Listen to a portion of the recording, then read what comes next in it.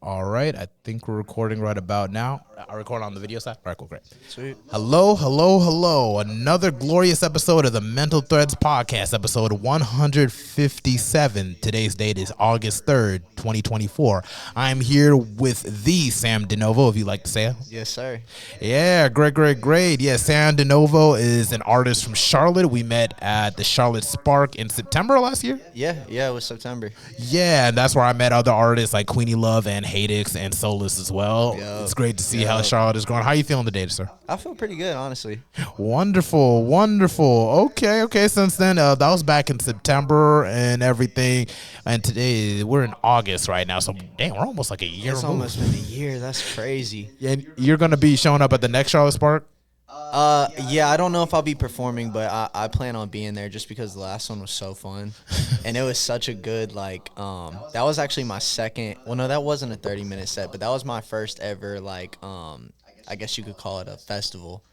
You know what I mean? So there was so much, opportunity there and just so much, good energy. And, that was one of the biggest, I would say staple performances in my, performing career. So yeah, and it's just like how Trey Rhodes actually brought that whole thing up, and it was he's really Such dope. a good dude, had him on the podcast too. For real? Yeah, back then. that But I was episode. back in the audio area, and I was in the live. I need to get him on again and everything where we're going now and everything. He's an idealist. I describe him as an idealist because he actually made it happen and actually made it with the vendors and everything. He works hard, really man. cool. And I don't know Trey too well, but just off the few interactions I've had with him, he's an extremely positive dude, and like you said, he gets shit done.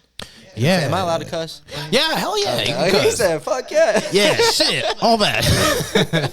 All right, cool. All right, cool. Yeah.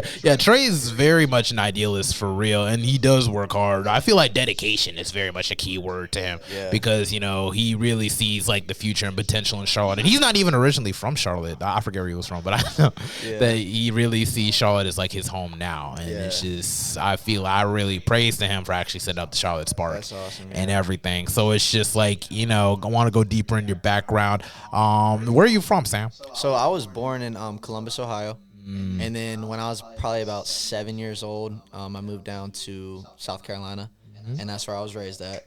And then I moved to Charlotte in about coming up on 3 years ago. Oh, okay, so pretty recent. Yeah, though. it's still kind of new, but I would say comfortable here now. You know what I'm saying? I've found my community and stuff, so it feels like home. It's amazing when you find your soul tribe in a sense. Yeah, it really is. And could you really go into detail on your experiences from Ohio, or just what you remember from Ohio and how it contrasts to South Carolina and Charlotte? Yeah, I don't really remember too much just because I was so young. I just remember being a playful kid. I loved football a lot. I was an Ohio State fan, still to this day an Ohio State fan. That's something that will never probably change about me. But I don't remember too much. We were a little bit closer to my family up there. I remember my grandparents. Just remember being in the early stages of school. But then coming to South Carolina, I remember the feeling of it being still warm in December. That was one of the first things I noticed because it was not like that in Ohio. There was snow and it was cold. But yeah, I can't really tell you too much of the differences. I guess maybe also the country music and just Southern accents and the yes ma'am, no ma'am. They're not too big on respect, at least from what I remember up north. Whereas here, I remember my mom and dad telling me you can get in trouble for not saying yes ma'am to your teacher. So and I was I remember thinking that was weird. I was okay, but Yeah, it's that Southern hospitality. That man. Southern It's hospitality thing, which now that I'm older, I actually really appreciate it and respect it myself. I try to always be a respectful individual, especially to people who are older than me. So now I get it, but when I was younger, I didn't get it. And it also took me until I was in my 20s to get behind country music at all. I'm still not a huge country music fan. But they're starting to boom now. Ain't it crazy? There's a couple songs and a couple artists where I'm all right, I see y'all. And y'all cooking. And another note, I noticed country music even nowadays is a little bit more healthier in terms of their environment. I feel like hip hop's a little bit more getting more and more. Well, it's been toxic, but it's like one thing I feel like that's one of the biggest contrasts. It's just like it's less toxic on the countryside of music and everything. Like they're all willing to collaborate and just clap for each other. I feel like we do the same thing too as hip hop, but it's like I feel like there's still a couple stragglers and everything, beef and everything like that, and stuff like that. I just really wish that hip hop could really kind of grow from that. You know, it's kind of been over 50 years and everything, 50 years of history. You know, let's just focus on just trying to help the genre. Yeah, and that's why I gravitate towards artists who try to bring like fun back to hip hop and just like make like, because I think there's such a like with hip hop comes such a tough guy mentality. And I get that, but I also like the fun side and the lighthearted side of hip hop. That's kind of the energy I try to gravitate towards. Yeah, we definitely need to bring those vibes back for real. I feel like Detroit dominates that, to be honest. Yeah, like, they're always that's having what fun. I'm saying. BFB the Pac-Man. I don't know if you listen to him and everything. I think I've heard his music. Yeah, he be making fun of himself as it be going on. Yeah. It's like, he's the guy who did the Free Joe Exotic song. That's what I'm talking about. Okay. Yeah, and everything. It's just like stuff like that. I feel like Charlotte needs to take a note from that because we're still kind of growing in the hip hop sphere as a whole. Yeah, we're still a southern metropolitan, just like Atlanta. Right. But it's like I feel like we lack a whole lot of identity. The only face that we had was the baby, which we've spoken about earlier and everything. So it's like, what is your like thoughts in regards to the baby and just where he is in his career right now? So when the baby first came out, like he had me in a headlock. Like I'm not even gonna lie. I remember just for like weeks, just like it was just the baby every day. You really? Because what I admired so much about him was his confidence. Like he had such like confidence and charisma, and like he knew who he was. And I was going through a time period where like I was really struggling with my confidence. I was like going through some like insecurity issues. So I would turn on his music and I would remember who I was by living vicariously through him. You know what I mean? Yeah, that's just how confidence is. It's contagious when it's around, but only for people who really don't mess with themselves and don't really fuck with themselves internally. That's the only people that will kind of bother. Like if someone's confident. Exactly. And that's why I respected the baby as well. So it's just like I feel like he was like a very good pillar and really just kind of setting the foundation for putting Charlotte in the map as well. You know, just kind of opening that floodgates. And like I feel like Lute's doing his thing too, for real. Like I saw his performance, like I think during not just during Dreamville Fest this year, but even beforehand for an Assay wrestling event. So it's just like, I feel like those are the two people that I kind of see are just kind of out there. I ain't never heard of the other one. Lute, he's on Dreamville. Goldmouth, basically. If you want to spend some time, I just definitely look over his music. I think his album, was it called Goldmouth too? Oh, let me just see. Let me just do a little bit of research real quick. A little bit of research. No. Oh, yeah. Lute West, like right here. Basically, this is IG, like right here. Goldmouth. That's what he calls himself. Okay. So it's like he works with J. Cole. And everything. He's part of the Dreamville type. Okay, that's what's up. So he's from West Side Charlotte and everything. So it's like he has some really, really good songs out. A couple songs, just like you. A couple songs that pretty much stand out to me because I met him like about.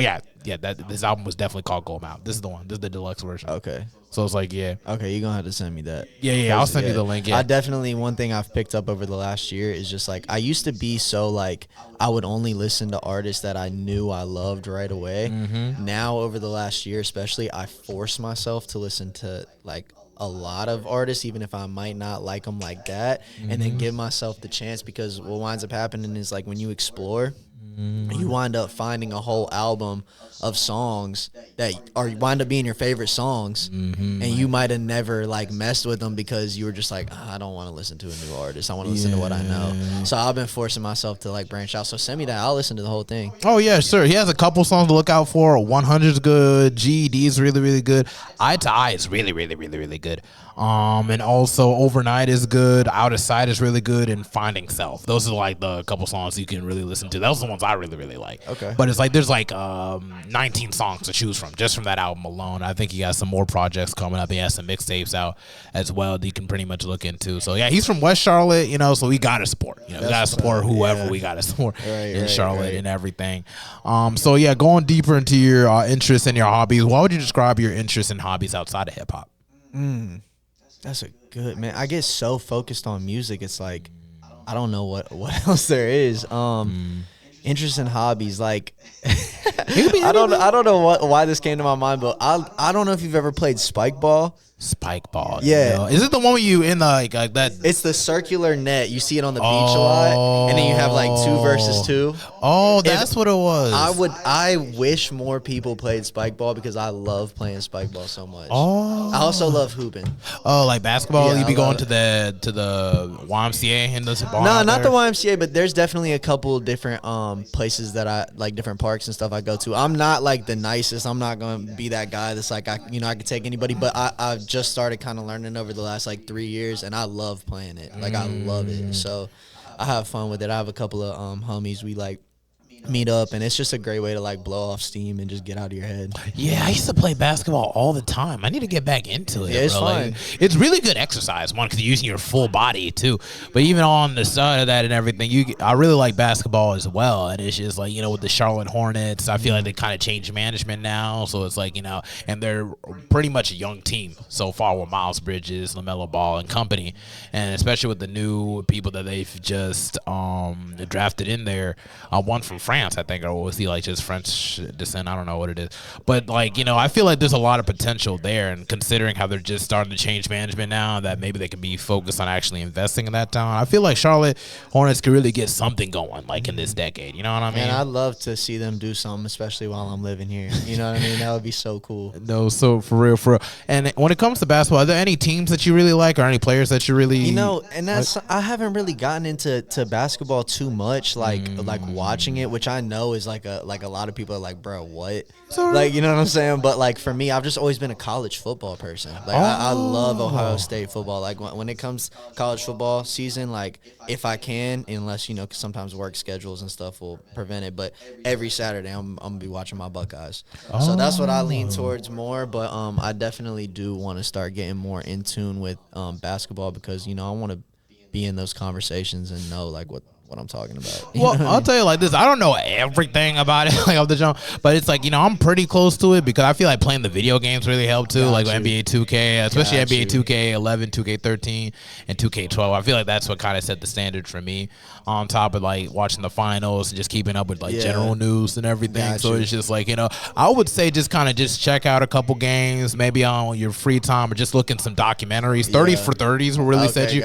Really, when you understand the history of something, whether it be hip hop or whatever, and just kind of see how things make and shake, you pretty much kind of see your place into it. Okay, I see why this happened. I see the politics how this happened. You know what I'm saying? So it's just like watching more documentaries. One of my favorite ones is the one where they do Magic versus Bird and everything. That 30 for 30 documentary, really dope. It talks about the Boston Celtics with Larry Bird and the rivalry between them and Magic Johnson of the LA Lakers and everything. Just fire. And then, see, I'm a huge documentary person. Yes. Like I watch documentaries all the time. Yes. Because I love the truth so much. Like I think because my dad's a history buff, so I think I just have that, like, I love history. Like this really happened on the same earth that I'm on. Like it's so interesting. You know what I mean? So just, I'm gonna definitely have to check that out. Yeah, definitely. The Magic versus Bird documentary is good. Pete Maravich is really good. He was a very good basketball player. Who did he play? I think he played for the Jazz.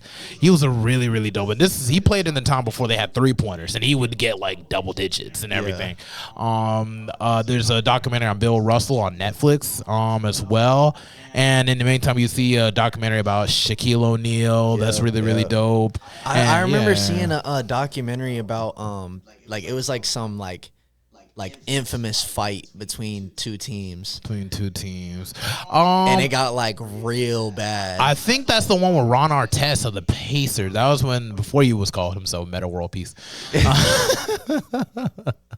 But it's like, dude was not on peace before that. He was definitely about war. I forget what it was, but it was like a terrible fight broke out. It was like 50 heads deep. Like it was insane. They had to shut it down. I forgot what it was or when that was, so I need to check into it as well. But just stuff like that. Documentaries are a very good way to get into it. It's a fun way to learn stuff. And do you currently have cable? You ain't got cable, right? You got streaming? I got cable. I got Hulu, and I got Disney Plus, and I got Amazon Prime. Yeah. Okay, what you can do is, because I got YouTube TV, I forgot what it was called. YouTube TV, and that's how I watch the Olympics so that's how I watch things like the finals and everything. So like if you want to work it into your budget and stuff, they may have a whole lot of things you can catch up and DVR the games too. So just maybe pick a team out. Charlotte Hornets is like that's always on the list. I'm a Charlottean. Sure. Just think like the Lakers, whatever, and the Clippers on the west side. Giannis Antetokounmpo like on the Bucks, and just things like down south in Texas. You got the Spurs and we got the Mavericks as well. The Nuggets are also a really decent team to keep up with. It's always good to keep up with the top 10 and just kind of one that are a couple personal around the way. Also get you up to date with everything that's going on. Yeah, my roommate is from Miami. He was born and raised there, so he's a Heat fan. So he kind of be talking to me about what's going on with them. Their jerseys are dope, bro. Yeah. They're really, and I know they're iconic. Like I know they're an iconic team. And the South Beach colors and everything was a white, like light blue, light pink, and then like a little bit of white in it too. Yeah, they have some. Wait for the Heat. Yeah, they used to be black and red, but I think they got they changed it. Yeah, I think it's South Beach. I don't know. They changed I've always known it to be black and red. Yeah, that was the early day. I think they changed it. I think around the time where I think where Wade or Dwayne Wade retired or something like that in his final season. It's really, really dope. I did not know that. All right, but we can talk about basketball. They got to focus back on you. For sure. We'd like to speak on your Sicilian heritage, and from my understanding, you're 100% Sicilian. No, so I'm 50% Sicilian. But my dad is 100% Sicilian. Oh, okay. And your mom's like Irish, or my mom's just white. I love my mom dearly, but she's just white. Oh, okay. But my dad's a full-blooded Sicilian man. Okay, so. And how that from the experiences of having that connection back to your heritage of being Sicilian, how does it affect your everyday life and just the person that you are today? Just passion. I'm just so passionate, and I'm very I'm a deep feeler. I feel emotions very deeply, and sometimes that can be kind of like a double-edged sword.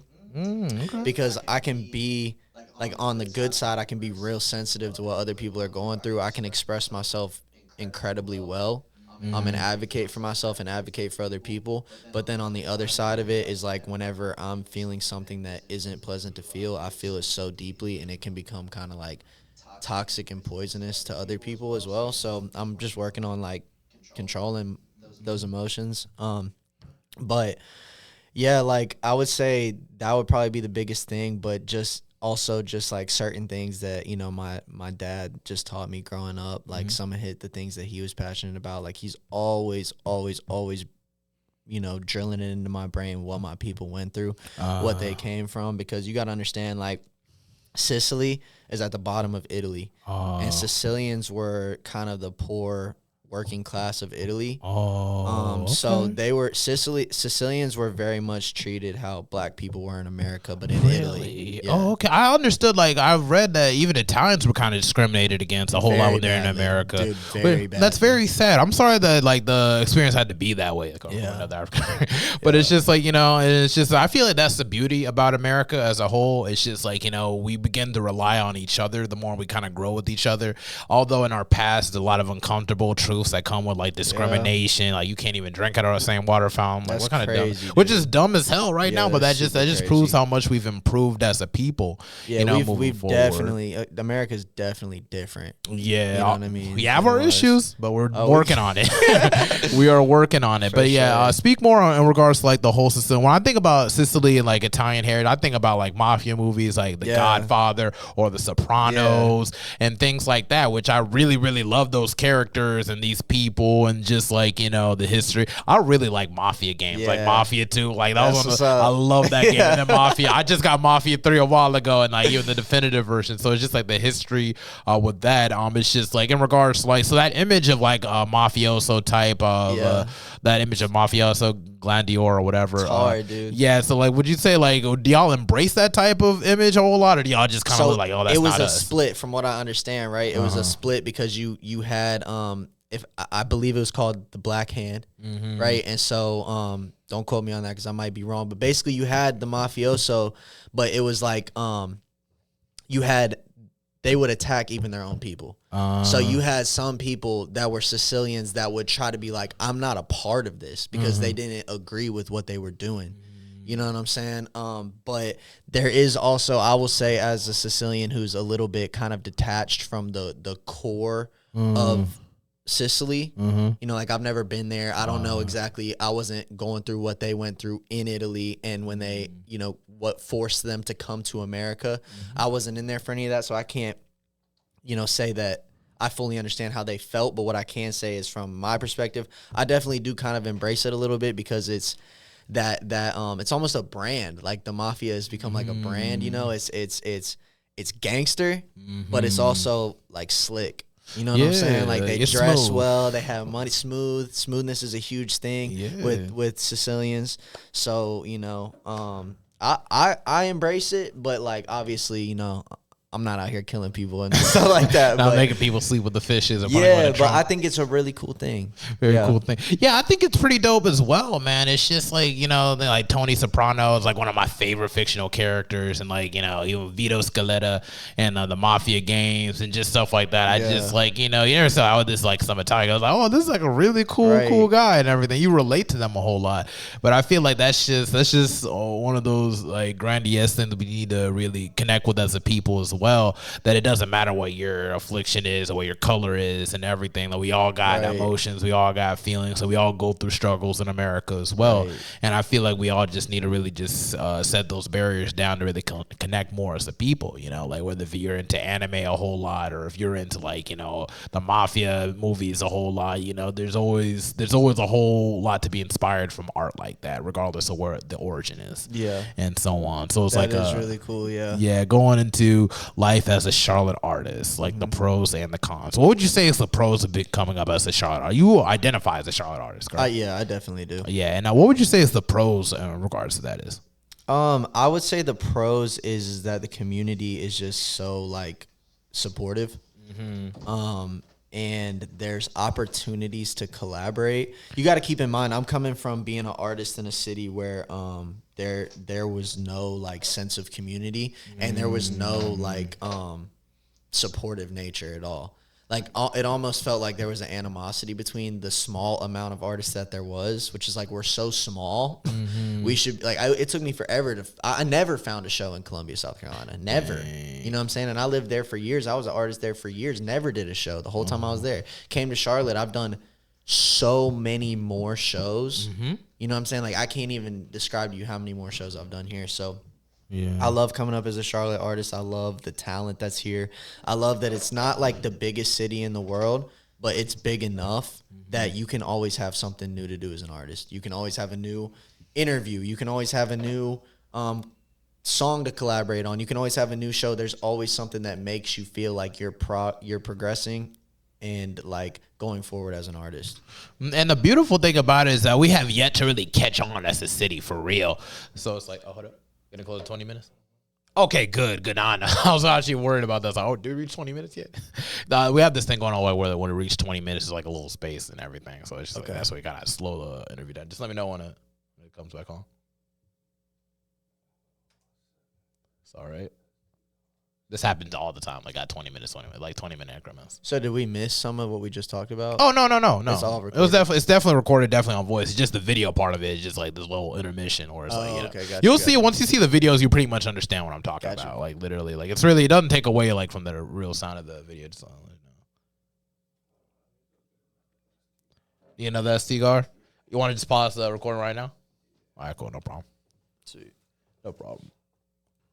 Recording again? And it's the video's on now? All right, cool. So back on the cons of being a Charlotte artist. I know we're really pretty much speaking about like, we have yet to set up like a motion and a wave and so on. So that's what I really, really like about Charlotte as a whole. It's really just like we're still an underdog city. We're still trying to pretty much find our motion and set up our momentum as a city. And I feel like we can definitely get that fulfilled sometime in this decade. But on the cons of being a Charlotte artist, what would you say would be the cons? I think just agreeing with what you just said. Like, there's not enough of a spotlight yet. So it's like, which that might be a good thing. You know what I mean? Like, it's all in divine timing.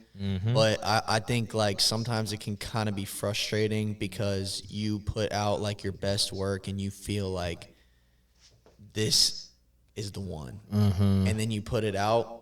And it's just like there's really no traction on it. You know what I mean? So like maybe just like translating from a position where we're a supportive community to we're a supportive community and we have an audience outside of ourselves. Yes. You know what I'm saying? So I feel like it's important to really set up shows outside of Charlotte to be like, oh, wow, this is what these Charlotte artists are. I need to check in, see what it is. And then now it's like we have multiple faces. So it's just like, I feel like as a community, we can definitely achieve that. Like in the next couple of years, it shouldn't even be an issue really. Right now, we just got to set that foundation and just kind of take it from there. So that's definitely one of my missions is I want to start performing out of state and just seeing other opportunities that are away from here, Oh yeah, I can definitely see if I can help you with that. Like I spoke earlier about Crowd Freak and everything. You can definitely see if you can reach out to Curtis of Crowd Freak and everything and see what opportunities might lay there, because they got plenty of festivals from they got the Backwoods and Bonfire Festival, which you've seen earlier. I showed you the video on that. That looked cool. And then they got a 420 Fest as well. Okay. So it's like a lot of it's got pothead. But they also got something in October called Scary Hours and everything. It's like a Halloween themed fest. So it's like they have multiple festivals. That seems like it'd be for you, right? Because I saw your shirt. Oh, yeah. That sounds like your style. No, I just really like this show. I saw somebody else. I just looked it up on Amazon. It's funny. I actually came from Collecticon and everything. I got multiple compliments on it as well. Yeah. Where the Yin Yang Twangans were performing at. Oh, that's what's up. It's really, really dope. Yeah, I definitely feel like it could definitely get set up. One of the major cities I want to reach out to is Detroit, like I said earlier. St. Louis is a city I want to definitely reach out to because they're kind of booming with a lot of their artists, Sexy Red and so on. Yep. I want to see what the climate is look like in Washington, D.C., because there's always people coming in and out of D.C. I've heard a lot about D.C. Yeah, like Wale and everything. And I know Logic is from Baltimore area. Okay, yeah. I didn't know that. Yeah, he is from Maryland area. And it's just like places like New York, but I feel like New York's too big. You know what I'm saying? Like it's just too much going on. Yeah. Too saturated. I feel like Atlanta would be some place to really check in with, for real, because it's like right next door and everything. And pretty much as a southern metropolitan city, I feel like there's a lot we can learn from places like Atlanta or Detroit and so on. Miami's another one I really want to really check in with too. Same here, for real. So that's just one of the many ones. But if we were to digress and everything, what inspires you as an artist? What inspires me as an artist? I think real life situations, things that I go through, where I come out of those situations victorious or just learning something new. And another thing is just other art, other artists. Those would probably be my main two. Oh, okay. And if we were to go deeper and like, who are the artists? 'Cause I know you mentioned earlier that you really like JID and everything. Yeah, JID, man, I love JID. Yeah. So I knew you were gonna ask this question. And I was actually mentally preparing for this question before I got here. It's all right. So like I have like my first influences that got me into rap, and then I have like more current, and so they kind of change. Yeah, same. You know what I'm saying? You gotta explain. I know exactly what you're talking about. Know what's up. Yeah. So like, are you looking for like the people who got me into it, or are you looking for the people who are currently right now inspiring? Just a bit of both, like whatever. Just hey, free range, man. Yeah. No big deal. So I think like the most obvious one that people can kind of tell when they see me is like my first main influence was Mac Miller. And people can see, you know what I'm saying? Rest in peace, Mac Miller, bro. He is so dope. Yeah, he was amazing, man. And he kind of raised me in a way. Like he helped me develop my personality. He helped me develop my like writing style and just like some of my swag. And some of those early guys, just that whole era was like Mac Miller, Kid Cudi, Joey Badass, A$AP Rocky, yes, you know, just that whole wave. What about Wiz Khalifa? Of course, I know you know Wiz Khalifa's gotta be. How did I leave that out? I still love Wiz to this day. Yeah, bro, like Pittsburgh, like literally Mac Miller and Wiz Khalifa, bro. Yeah. It's just like they're just what I really like about both of them. It's just like they never have to push no like thug or gangster like drug type thing. They're just weed and everything. That's what I was saying. And that's what the I type really of energy that I've always gravitated. And they evolved over time, which I really, really like. If it's just like if I have like a career, I hope it kind of like mirrors that in a sense. It's just like I ain't got to be the biggest ever, but just like let me build a brand that's like so good that it's like it changes over time. But I feel like on Mac Miller, it was more the artistic side, whereas like Wiz Khalifa was able to reach heights and billions of streams, even on from the Fast and Furious soundtrack. Yeah, no, for real. And I know you went into like Joey Badass and like, what was the other one you said? I said ASAP Rocky. ASAP Rocky too. Yeah, ASAP bro. Rocky, man. Especially with Rocky, that's where I got my swag from. Yeah. And he had that chopped and screwed sound, you know what I'm saying? That Houston sound, that bro. Houston sound. Yeah, dude. That was the blog era, bro. Yeah. The blog era was so amazing, bro.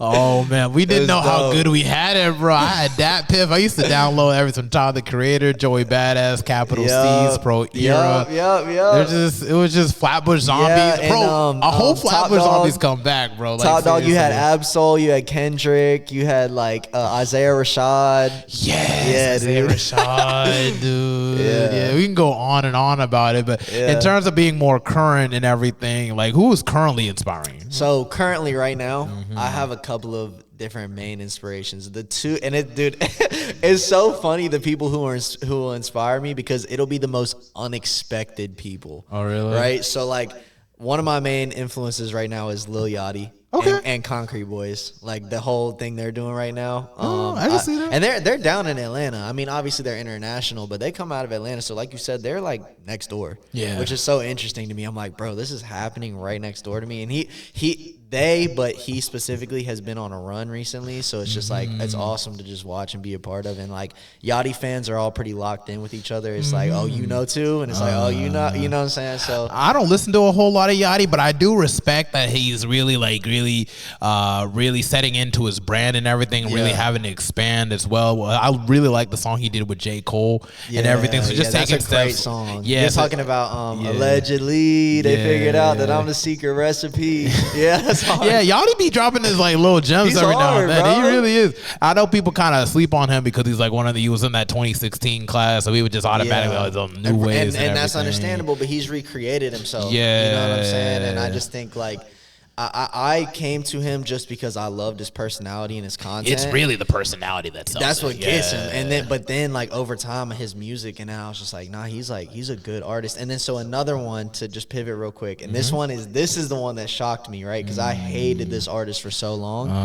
MGK. Okay, I can see that. I love MGK. MGK dude. wasn't really as bad as people put him out to be, though. Though I think the Eminem beef just kind of threw it, because as soon as people say, "Oh yeah, he beat you," but it's like we all knew that Eminem was gonna do something. Right. It's just like, bro. But really, I still remember his diss being hard though. It was hard. It wasn't like bad, like dude. Especially if you're going up against Eminem, you gotta come Eminem, with you it. gotta come. You gotta, hard, and this is way better than whatever. Who's Coil Ray's father again? I forget. What was Coil Ray? No, Coil Ray's father, like don't know. Benzino. Okay. Yeah, Benzino. Yeah, like it came harder than Benzino ever did. Wow. And it's just like, it's stuff that people kind of like have to look at his legacy. And it's just like, oh, like, he got beat by Eminem. Oh, he left and went to punk rock or whatever. Yeah. And it's just like, people got to change over time. People got to do whatever they can. I'm not a hater. I just can't be a hater. I wouldn't even say like, because a lot of people say that they're like, yeah, he just used rap to like get on, but I don't even think he's done with rap, bro. I think he's just exploring something else right now. And there's nothing wrong with that. And there's nothing wrong with that. And I'm an artist myself, and although right now it's mostly just rap, but I have plans to get into reggae or dancehall somewhere, or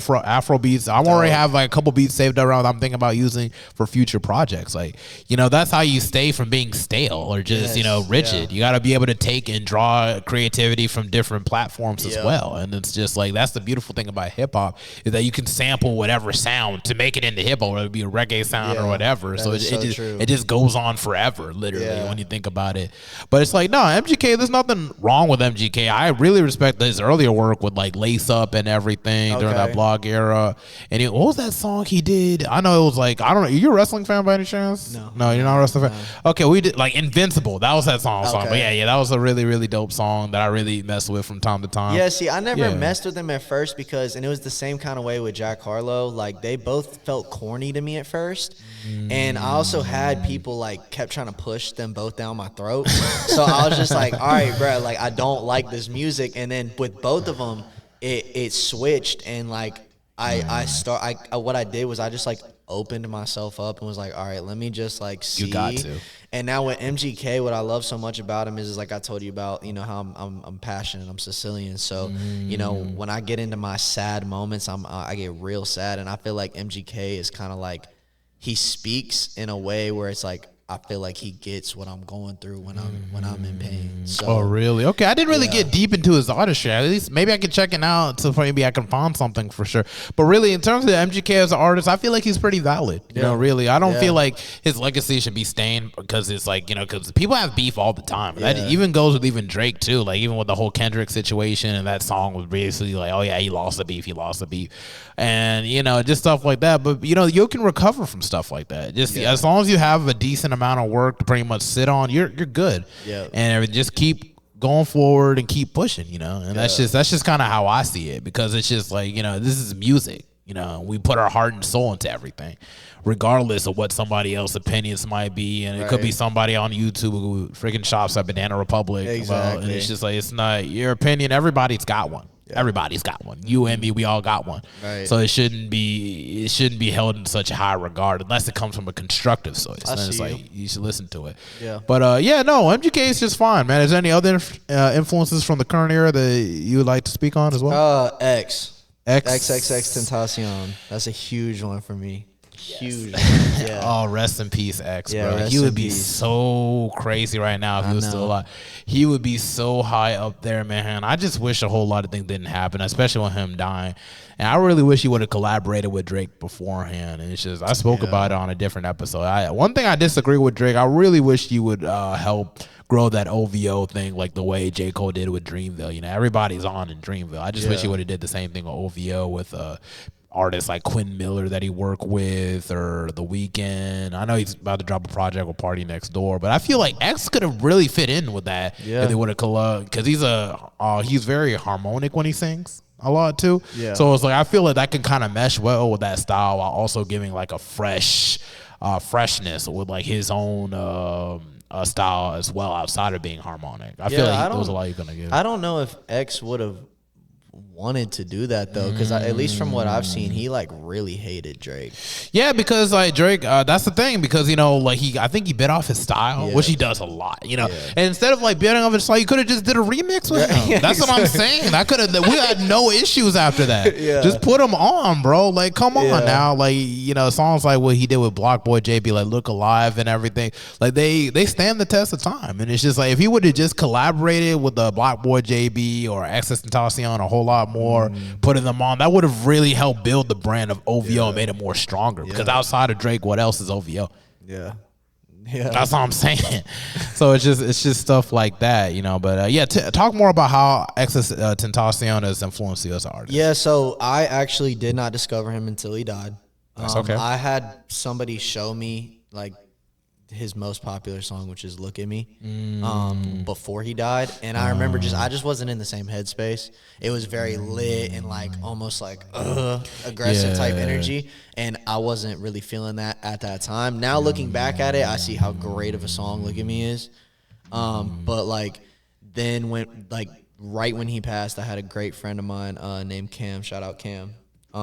He put me on 17 and Question Mark, and I just was like, oh my gosh, dude. Like, I didn't know this guy was so talented and so vulnerable and so like amazing. And so like during that like year or two at college, like those albums were on repeat. And then like I came back home from Nashville, Tennessee, which is where I went to school, and they were still on repeat. And now it's been even more years and they're still on repeat. And it's just like back to that same point with MGK, like when I'm really in my feelings, I just put 17 on. I just put Question Mark on. You know what I'm saying? And it's like there's not a single miss. There's not a single song that doesn't soothe me at my lowest moments, which is really hard to do, because even some of my favorite songs can't soothe me when I'm like at a certain type of like low. So. What I really like about X was just his relationship with his fan base too. Like even when at his concert, he would always give like, you know, positive messages to his fans and everything. Oh, people will look back at his past. Oh, he was arrested. This happened. Blah blah blah. Right. I feel he had a bad past. Yeah, sure. And he was making an effort to really change it. You know, it's really just the effort you gotta respect. It's not the mistakes you make, but just the effort you put into try to correcting those wrongs. And I really respect him for that. So it's like when he passed, a lot of people say, "Oh, he was no angel." angel, blah blah blah. It's like, dude, come on now. But it's still a person, you know. Still a person, and he was a father, you know. And it's just like now he can't even raise his kid, father, and his son is even getting to the age now he's going to realize, why does everybody else got a father and I don't? And his ain't can, because a bunch of jealous people went and try to steal his money and everything and try to rob him. It's just like, dude, you can rob anybody. It's wicked, man. Literally, you know, you had some type of jealous connection with this person. Stop trying to be like, oh yeah, it was just a job. Like, dude, come on now. Like, what? You can rob literally anybody. And it's just like, there's just the last things I'll say about him too is like that inspired me to answer your original question is like his performing. Yeah. Like you said, his performances were like he would just speak like these like deep words while he was there, and like he is the reason that I winded up forcing myself to start doing open mics, which got me introduced into the music scene in Charlotte, because I realized like performing is such an essential part of being an artist. And so I thank him for that. And I forget what the other one was. But no, it's all right. It's just like, you know, just RIP to like Existentacion and whole. You're still inspiring people to this day. And just let people like Nipsey Hussle or X or Tupac and Biggie Smalls, they just keep pushing me as an artist and everything. But they also paint a cautionary tale that you got to be careful, especially be very self-aware, or else, you know, these things are gonna happen to you, bro. Because like X, Nip, and Big and Tupac should still be here today, but their lives were cut short due to jealousy and gun violence. So it's just like we need to really start pushing more positivity, and I feel like that's what Charlotte needs to really build the foundation on as a whole too. Like, you know, let's just get past the negativity, no more jealousy, which is a very effeminate trait and other dudes. It's just like, don't be a jealous type dude, bro. Like, come on. Everybody will get their turn when it's time. Just keep clapping, keep praying, and you're going to make it to the other side. So going in deeper into your art and everything, looked over a couple songs like Rock Bottom, Rising Star, Nothing Matters, The End, Mickey Mantle, and One Time. I noticed that a pattern in regards to a lot of your songs is like, I noticed like a pattern of angst over being stuck. I noticed. Would you want to speak more about that? I've heard that before, actually. I actually heard that recently, and I like that, and I love that because I love angsty music. So it's cool to me that that's also what I'm giving. You know what I'm saying? On the one hand, it does kind of feel like I wish I could like maybe move on from my internal struggle and like rap about other stuff. But like this is just what's real to me, and it's so like in my face sometimes that I kind of can't ignore it, which is why I just wind up rapping about it, because, you know, making music, writing, and rapping is my form of expression, so it only makes sense that I'm going to express myself about the things that are currently on my mind. Okay, wonderful. Have you ever checked out Lil Peep? I'm not sure if you listen to Lil Peep. I like Lil. I like a couple songs by Lil Peep, but I'm not like a huge fan, to be honest. It's just something about it just doesn't feel like, I just don't really like it as much. I'm not saying Peep's a bad artist. Okay, no, of course. There's a couple of songs by him that I'm like, that's hard. Yeah. But like I've heard like some of his songs, it just feels like, I don't know. Oh, we good? Just want to check it. All right, cool. Just want to check it for the 20-minute mark. Yeah, man, it's just like I didn't get too deep into Lil Peep, but I did watch the documentary on Hulu and everything. I'm not sure if you checked it out. Okay, I'm gonna check it out. But it's have you checked out the X documentary? Absolutely. Okay, yeah, but they got something like that off that end. I love that. They also got a documentary of Tekashi 69 as well. I saw that one too. I saw that one too. I thought that one wasn't as well done, but it was still a good documentary. It was very informative. He wasn't even a part of his own documentary. Really? He wasn't even in it. Yeah, like he didn't get interviewed. You know what I mean? Oh. So like it was more so from a guy that was like from his neighborhood who like or like an area around him. So it was kind of biased to a certain degree from like an outsider type perspective. Insider type information. You would just have to watch it for yourself and kind of conclude your own thing. I don't want to like sway you in one I'm gonna have to check it out again. I didn't even notice. He didn't even notice. The dude's alive still. Yeah. Like, why did I not notice that? But anyway, it's just like one thing I really like about your music is that there's a lot of guitar riffs of melancholic type.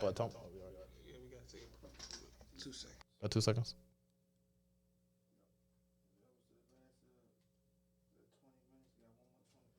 One more 20 minutes. All right, cool. We should be able to wrap things up by then. Sweet. But it's like there's just something I want to go.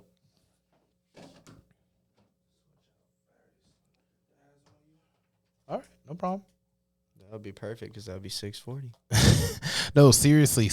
I appreciate you for commenting. For real. I love this. We definitely got to do this again. Yeah. Oh no, it's coming. It's coming very, very soon because this is just too enjoyable. I just want to make sure everything's going for sure. Go on this side too.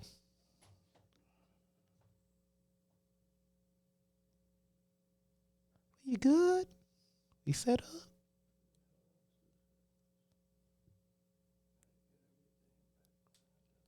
Yeah, this happens a lot.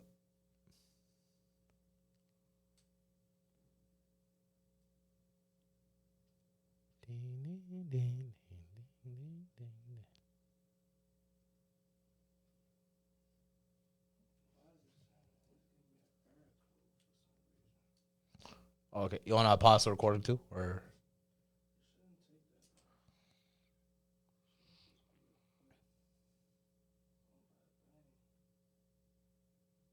Gosh, I'm gonna have to edit so much stuff out. Yeah, just for a little bit. All right.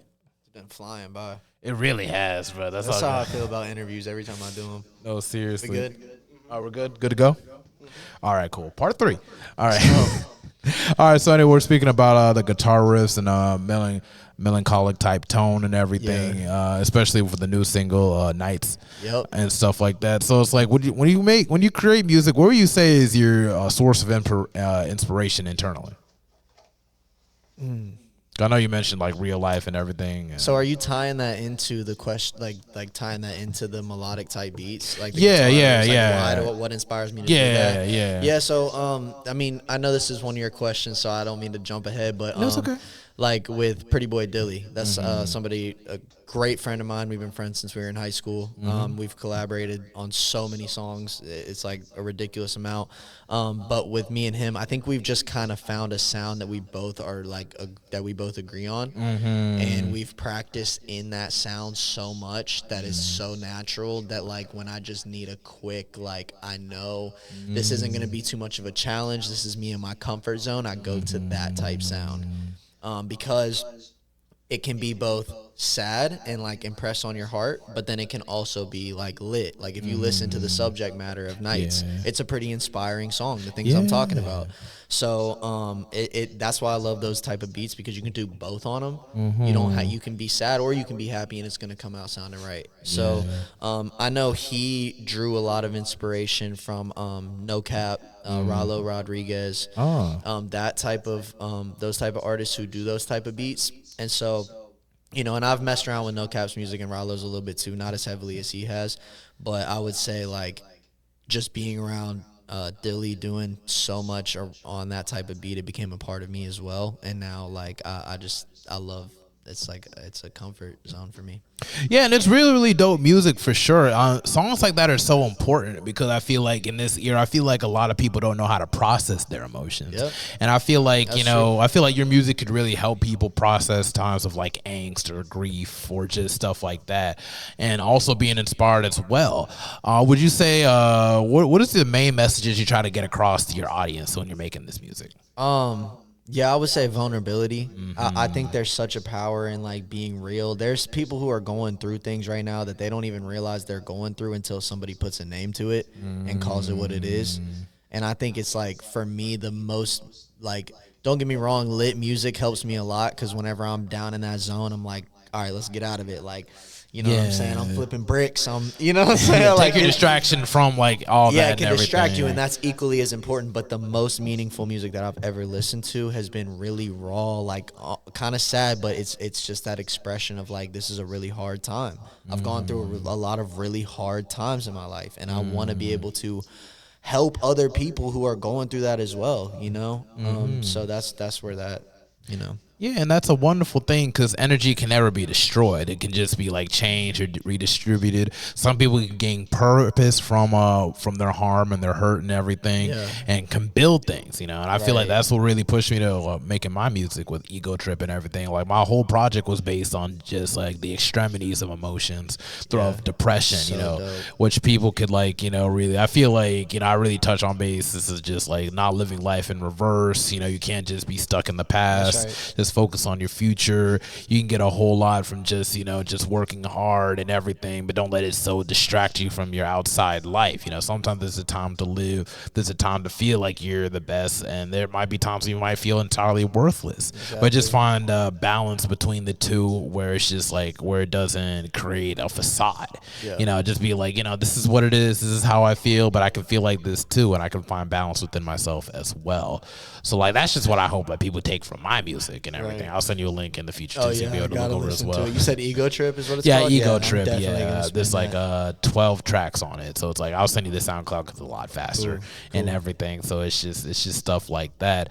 What I really appreciate about your music and everything, it's just like I spoke before, it's just like it's real, it's authentic, and I feel like that's the best. That's the best thing about rap and hip hop. It's at its best when it's like at its most authentic. Yep. and everything. And I know you spoke about your friend Pretty Boy Dilly, which you've worked with a lot. Could you go deeper in like what your all relationship is like and everything? Because I know y'all first met in high school, correct? Yeah. So our friendship has just developed so much since we first met. You know, we met in high school. We were both we actually met through the girls we were dating at the time. They were sisters. Oh, so that's how we became friends. And then we just like, even after that, you know, faded away. We stayed the same. Okay. We stayed connected. He moved to Alabama. He got locked up for a while, so there was a big absence in our friendship, which I think when he came back to South Carolina made us like this, because we hadn't seen each other in years. So we just couldn't get enough of each other. That's when we winded up making that album. No Love and the Hate. And that's whenever, like, I think we, you know, like, really started to do what we love, which is make music and, like, grow in our friendship. And then I moved to Charlotte, and that absence created an even deeper, like, thing in our friendship, because when I moved to Charlotte, he got married and had a child. Oh, dope. And so he has, you know, just changed immensely becoming a father, and just seeing how his maturity level and his, like, values in life and his like ability to show up authentically, and then seeing like me pave the groundwork for us over here in Charlotte, because when I get on, he gets on. That's good. You know what I'm saying? That's kind of like how I am with my friend Ziggy and everything. Well, she just had a kid back in July on the 29th and everything. So it's like, awesome. You know, and it's a beautiful thing. Although he is going to be moving pretty soon, I think in September, because he works for the Army. So he has to relocate to Fayetteville and everything. But no matter how far he is, that friendship and that brotherhood will never change for sure. And I'll always be there for him and his kid whenever he needs it for sure. And that's just the thing about life, you know. Yeah, you're gonna go through changes and everything, but real authentic connections never change. Yep. And everything. So that's good that you have that mindset for sure. And it's just like a lot of people even spoke earlier about how people tend to turn Hollywood once they reach a certain level and everything. It's very important to build that foundation within yourself of authenticity, whether if it connects to your art, your relationships, and everything, because that's what keeps you whole throughout all of it. Wherever it's you're at a very struggling time, or where if you're at a very fruitful time in life, always keep consistent to your values and your principles. And so on. And that's something you had said that you love about the best type of hip hop is authentic hip hop. And so that's one thing that is very different about me as an artist. I go by my actual name, and my music is very authentic, whereas a lot of artists, and I love this, and I would even like to do this myself at some point, but a lot of people, they create an alter ego, and that becomes their artist name, and that becomes who they turn into when they perform, and that becomes... And I love that. I think it's awesome, and I want to do it myself too. Yeah. But I've never really done that. I've always just been Sam Dinovo. I just show up as myself, and luckily it works for me. So. Oh, well, the way I see it is because, like, you know, my artist name is Toasty ESV, and the ESV stands for Eastside Villain, or Ethereal Sage Villain, cool.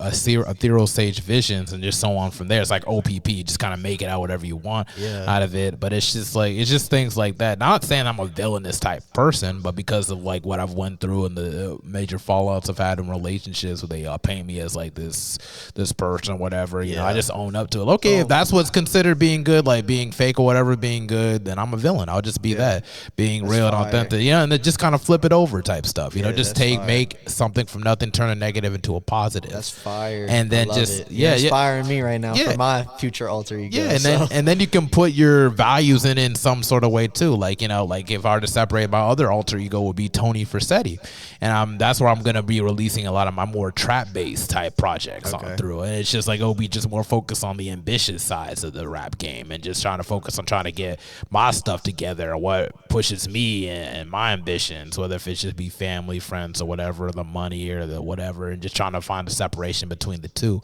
while also maintaining a balance in life as well. So it's like you can make a alter ego. It doesn't have to be based on being a completely different person, but just learning to separate within yourself what your focus is, or what your values and your principles in life, and just kind of separate them into that. You know, like how you say, like you like to listen to like lit music too, but you really feel more authentic when it comes to like the more melancholy type vibes and everything. That's where you're vulnerable at. You know, yeah, you just be like different sides of vulnerability or different sides of you as well. You know, there's multiple sides of many people, and you can just live it out through different personas in a sense. Not personas, but like just parts of you basically. Just trying to like kind of set that for you. You know, just go into things that you like, you know, and stuff like that. Maybe take a draw from that. Like, you know, for Tony Versetti in my case, I take it from Grand Theft Auto Vice City. Like the guy name was Tommy Versetti, and that was the very first video game player I ever played in my life, and I just always thought he was so cool with it. And then the Tony part takes from Tony Soprano, you know, like, you know, I relate to him. That's what's up. And then it's just like my father's name is Tony,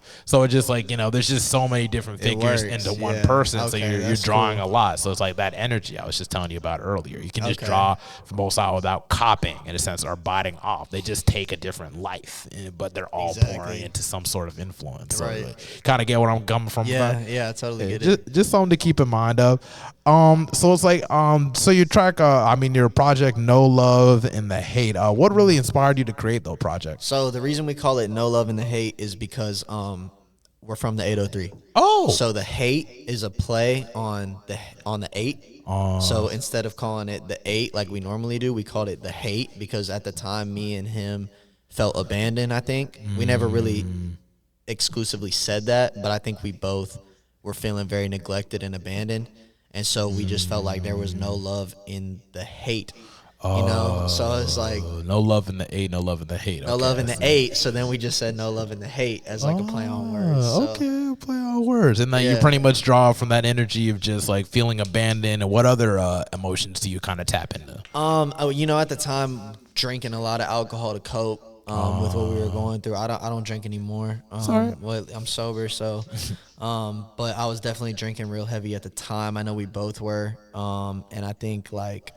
That was one kind of influence into the music and what makes it, you know, feel the way it does. I think, what was the question? Basically, just pretty much what inspired you to just create this project and what emotions. Yeah. I mean, we just had time, and I didn't have really anything else that I was looking forward to at the time. You know, I was working a job that, I mean, it was a job that it wasn't the worst job in the world, but I wasn't making much money, and it wasn't what I wanted to like spend all my time doing. This was like after work, I could go there. You know. You know, I was living at my mom's house at the time, and like it just felt more like home to be over there in a studio setting.